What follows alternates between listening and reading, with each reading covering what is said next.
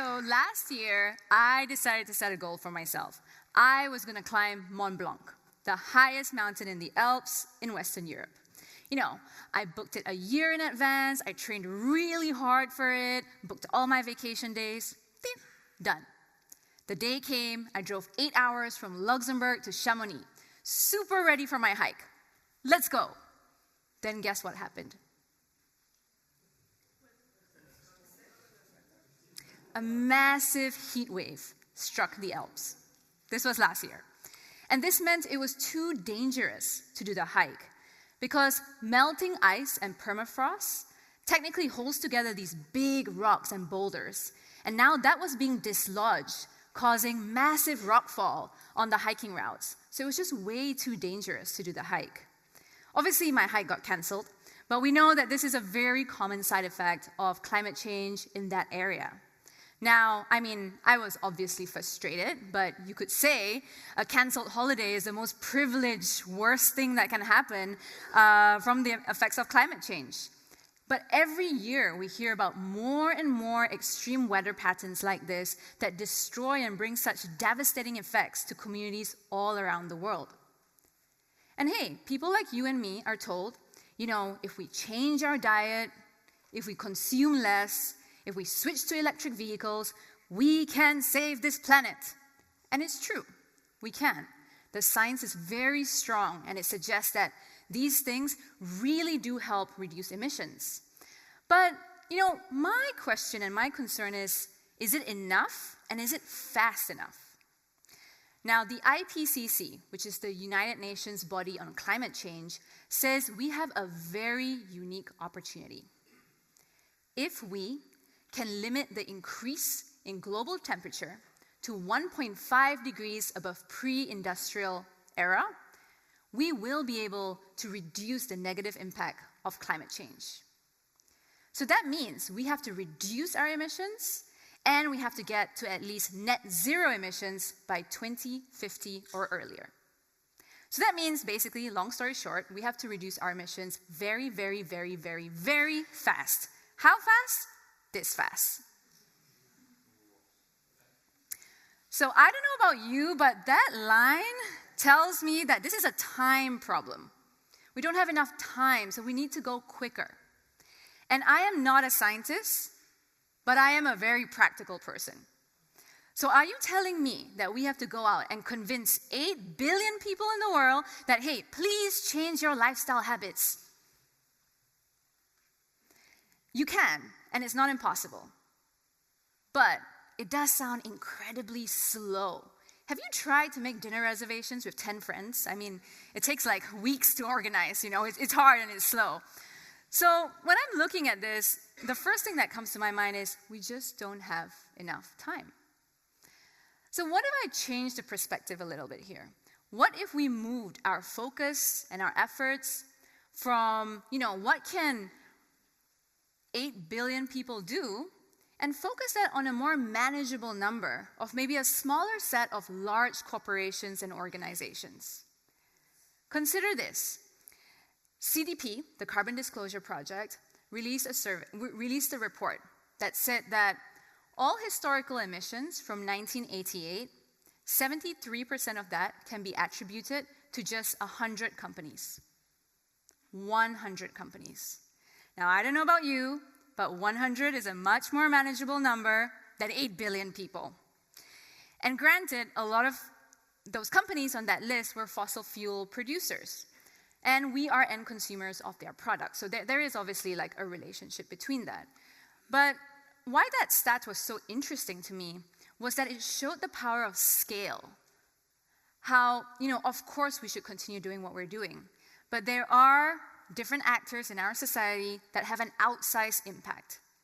And look, I'm not saying don't be a vegan. I'm not saying don't buy our electric cars. All those things are very, very important. However, let's acknowledge the outsized scale and impact that large companies can have on this problem, because it is a time problem. Look at that. And so you might ask, what can we do? So what can we do to get companies to be more aggressive on this path to net zero? Well, this is what I would like to offer today. one of the things that we can do is ask the right questions. And the reason why I think this is really interesting is because if we ask the right questions, we avoid what I call corporate confetti answers. Confetti answers are answers that are like random bits of facts that are like interesting, but you don't really know how they all come together to a coherent strategy. You've heard them before. We plant trees. We use recyclable material. We have eco-products. Great. But it's really hard to know, is that enough? Like, is that enough to get us on this timeline? You know, this is what I call confetti answers, because you can't really put them all together and make some sort of tangible outcome about it. So today, I would like to offer all of you a tool in the form of a question that you can use for us to help get corporates and organizations on this bandwagon together with us. And I like this question. To me, this is a good question, which is, what are your emission reduction goals? Simple, but very specific. And I like this question for 3 reasons.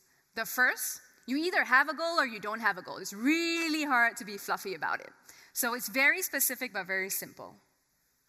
The second is, it doesn't require any background knowledge. You don't have to be an expert to ask this question and to understand if the reply is a good one or not. And the third is that it's a reasonable question to ask. There are many companies all around the world today.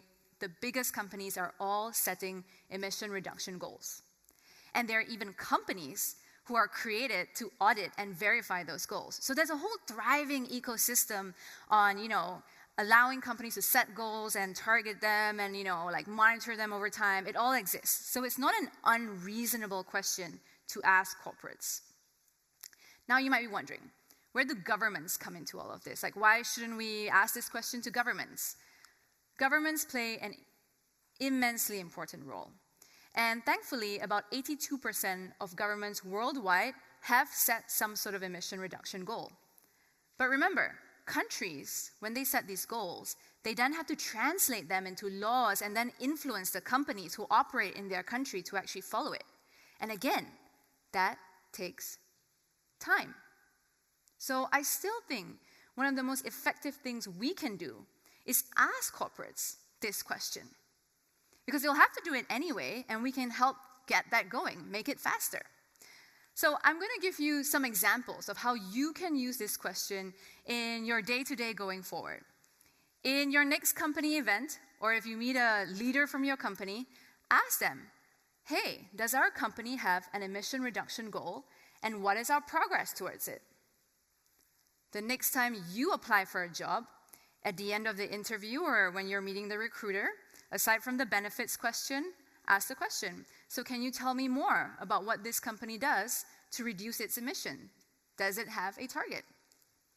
The next time you're at a dinner party, ask people, hey, what company do you work for? Do you know what their emission reduction targets are? And you might be wondering, well, I might ask a question, but what if I get an unsatisfactory answer or no answer? Or what if people say, I don't know? Well, that's precisely the point. The power is not in the answer. The power is in the question. Because if you ask a question and someone gives you a good answer, great. You know that they are helping to reduce their emissions and they probably have a timeline. You know exactly how much emissions they want to reduce and exactly by when. But it's the companies and the organizations that don't have an answer that will be very interesting, because every time you ask that question, it will be uncomfortable for the person that you're asking that question to. And as human beings, we don't like to feel uncomfortable. We don't like to say we don't have a good answer to things. And the more and more we keep asking this question, this will encourage companies to set more emission reduction goals. And then here is the magic. The more companies that set emission reduction goals, they will then realize, hey, actually, I can't meet my targets unless I get all the other companies in my value chain to also create targets and goals. And now this then creates an ecosystem of companies working together with each other, making partnerships, investing in new technology, and accelerating that pace so that that line earlier becomes a reality. So, In a nutshell, I would like to offer you with this hypothesis today. Use the power of this question for us to drive corporate action. Because let's move the focus, or at least share the focus and the guilt that we feel as individuals and what individual action can do on climate change to large corporations.